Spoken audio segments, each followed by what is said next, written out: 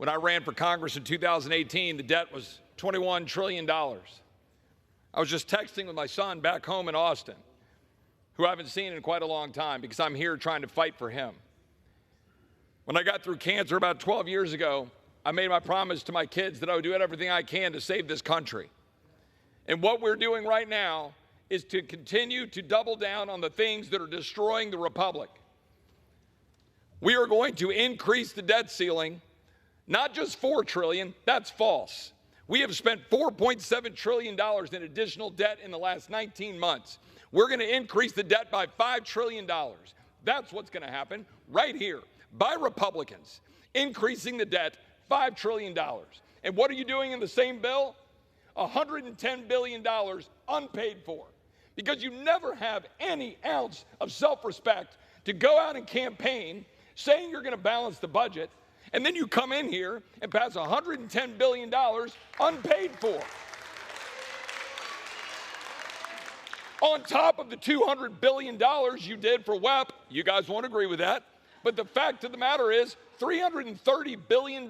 Congratulations, you've added to the debt since you were given the majority again on November 5th. It's embarrassing. It's shameful.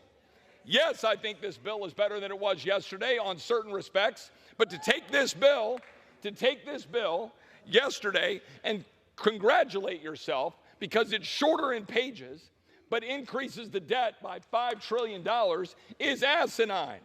And that's precisely what Republicans are doing.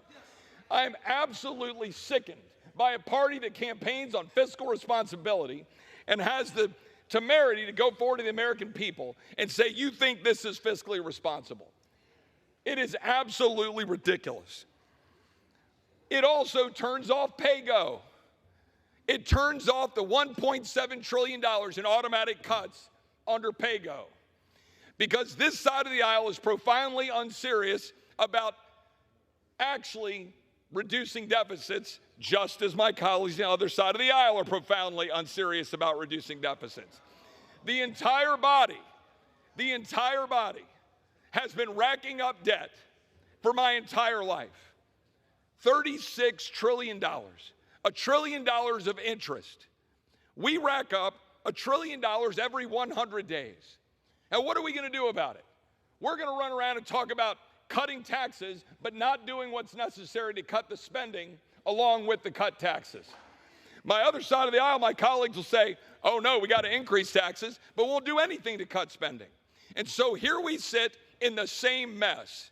And I got to be honest, I want to remind people, this is Article 1. I yield back.